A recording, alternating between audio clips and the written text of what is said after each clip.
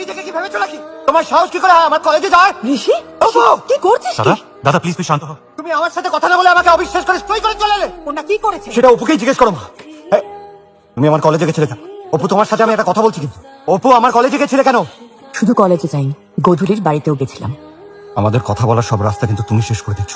রাস্তা তো অনেকদিন আগেই শেষ হয়ে গেছে ঋষভ, যতটুকু কথা বাকি সেটা না হয় করতেই হবে। অপু, অপু! আমি ভাবতেই পারছি না বৌদিকে দাদার বিরুদ্ধে সই করে এলো। আমার তো মনে হয় দুজনের মধ্যে কোনো একটা সমস্যা আগের থেকেই ছিল। তুমি কিন্তু একটা কথা ভুলবে, মনে আছে না রোম যখন পুড়ছিল তখন নীরব ভেলা বাজাচ্ছিল? অপু! অপু! কি হয়েছে বল? একটা ব্যাড নিউজ আছে। তোর সাসপেনশন নিয়ে যে সিগনেচার কালেকশনটা হচ্ছিল সেটা একটা নতুন ডাইমেনশন পেয়েছে। আমার মনে হয় এবার তোর বাঁচাটা খুব মুশকিল। কেন? কে সই করেছে? কোথায় সই করতে হবে?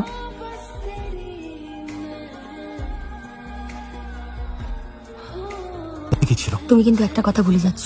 দিদিভাই বললো দিদিভাই শুধুমাত্র দাদাভাইয়ের কলেজে যায়নি, গধূলির বাড়িতেও গেছিল। তার মানে দাদাভাই ফিরে আসার পরেও দিদিভাই নানান খোঁজ খবর চালিয়ে গেছে, নিশ্চয়ই কিছু জানতে পেরেছে যার জন্য বড়ের চাকরিটা খেয়ে নেওয়া যায়। আমি এখনো ভাবতে পারছি না অপর্ণা এটা করতে পারে। চাকরিটা আর থাকবে না মা। অপর্ণার জন্য আমার চাকরিটা হয়তো চলে যাবে। অত সস্তা না ঋষি, ওর একটা সইয়ে কিছু প্রমাণ না হলেও তো চাকরি যাবে। কি চাইছেটা কি ও?